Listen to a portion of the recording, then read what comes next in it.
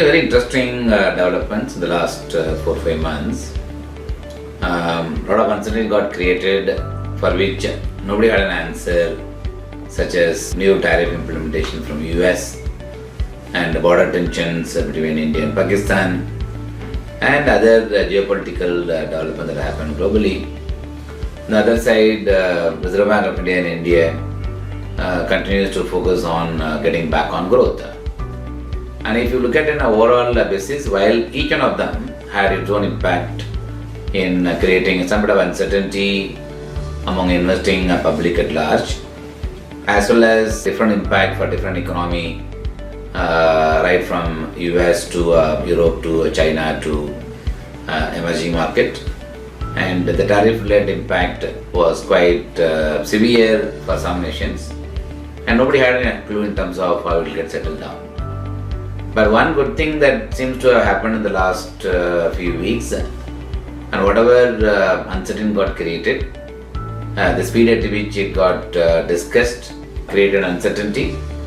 At the same speed at which it's also getting mellowed down, and we are seeing some bit of soft handling also seems to have emerged. I think the 2 ceasefire announcement is something one would have ever expected such a fast closure of these discussions, and one would have always felt, if you go by the historical standards, this will be a long drawn process and uncertainty. For those uncertainty also now gets addressed very quickly. So if you go by that, my own belief is one need to get prepared for this kind of volatility to set in.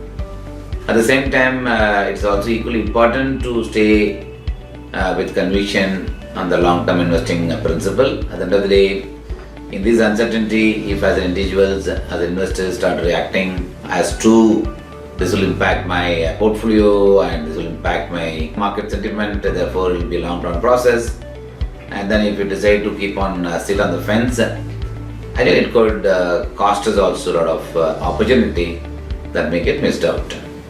So therefore my belief is volatility would stay, but the quantum of volatility may get narrowed, and return expectations will have to be toned down. At the end of the day, return expectation will come on the back of earnings of the companies, and that's something one has to just keep in mind.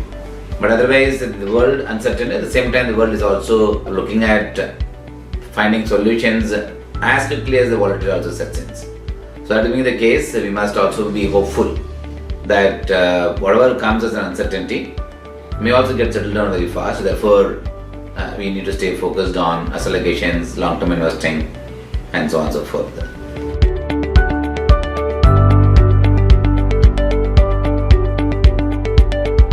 I think broadly, if one looks at Indian economy is in good shape.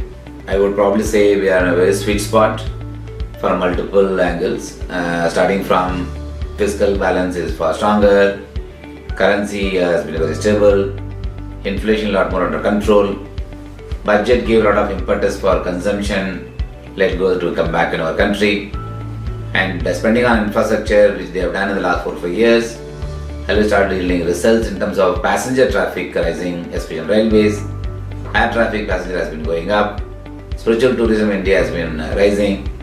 All means prosperity, all means improvement in prosperity, improvement in income going up for people. Social benefit scheme that has been announced by various state governments, we can criticize it saying it is more election-led theme, but I look at it positively that more money in the hands of people will increase their purchasing power. Therefore, that also should lead to an increasing consumption as we move forward. Therefore, Indian economy is in a sweet spot.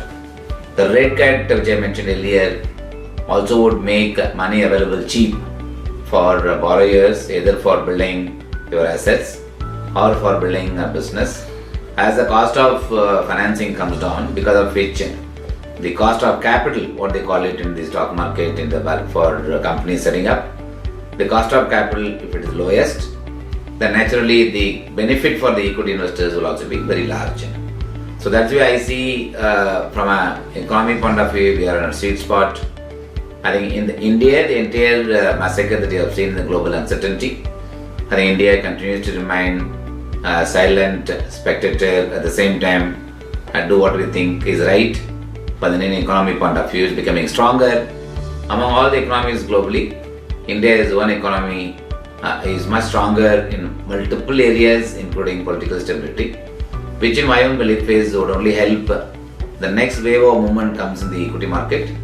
India would be one of the larger beneficiary in terms of attracting flows. At the same time, what you already done and so far, what you call the high resilience that you have seen in the Indian equity market, will probably continue to see in the low interest rate regime. Indian equity market should continue to reflect the positivity of the Indian economy in terms of its own performance.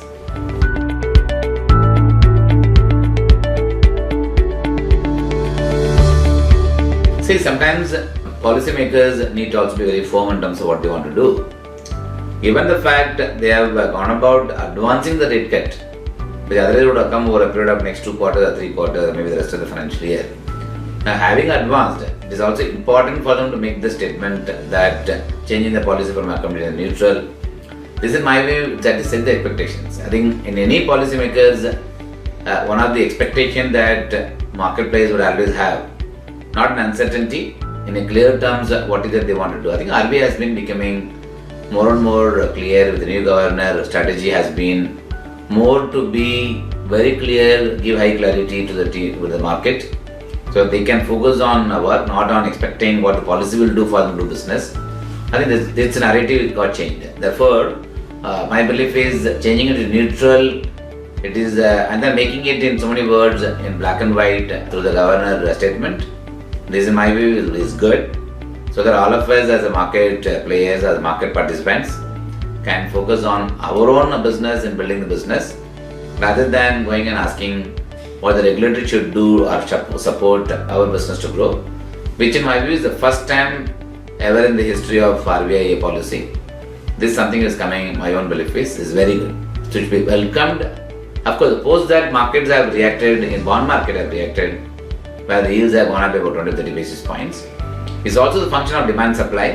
When everything becomes clear, market inefficiency gets removed. If everything is not clear, market inefficiency will always give you an opportunity to make money. If there is no inefficiency, the market has to find its own level, which is what my own belief would have happened. But having said that, I think market will find its own level. In the bond market side, yields will find its own level, depending upon how the demand comes. And if there is too much demand comes, then naturally money will become costly for the lending point of view. But that's the function of demand supply rather than policy-led action.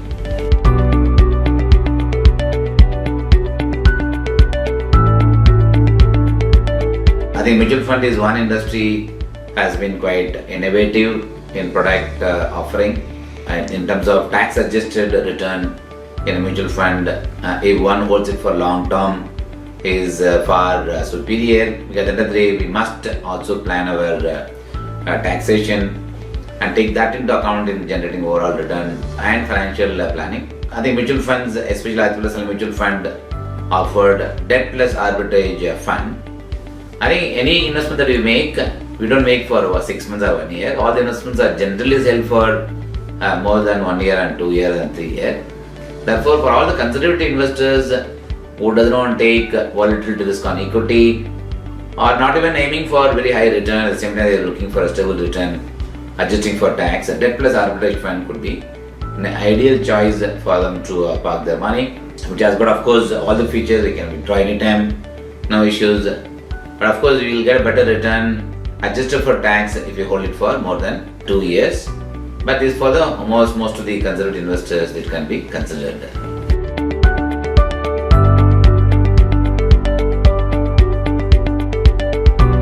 Say SIP anyway will remain the core, and whether it is new investors, existing investors, I always say the existing investors should increase exposure to SIP. If you get more money, add it up. It's called step-up SIP. And somebody start earning, you start SIP for long term. But having said that, SIP is something while keeping it as a center of investment as a principle. I think silent savings actually helps you make money in the long term. Therefore, SIP I always call it as a silent saving, and systematic savings, it comes every month. That's why we call it as a subsidy important plan in mutual fund. is SIP as a strategy.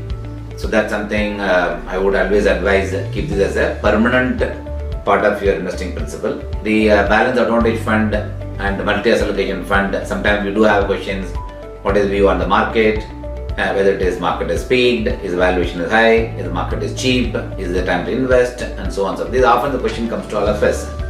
And we as an individual cannot take these decisions by moving asset from one to other, which will also have, one, we need to have the capability, we need to have time, and we need to also take into account the taxation part and so on and so forth.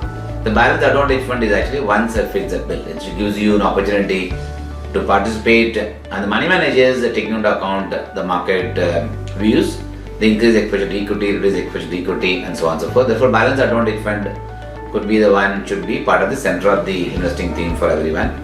Second is the multi-asset allocation fund. We often have questions, either silver is good or gold is good, the REIT is good, should I invest in equity come, these kind of asset classes.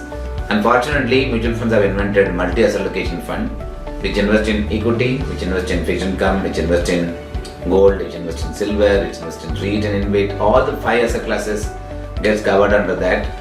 Therefore, that could also be another fund can be considered for investing. So therefore, these 2 asset classes could be made as part of the permanent asset class.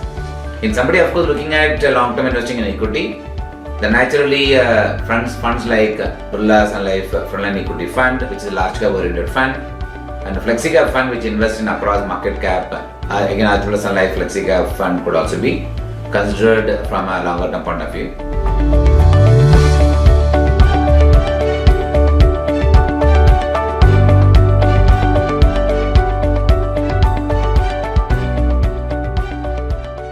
Mutual fund investments are subject to market risks. Read all scheme-related documents carefully.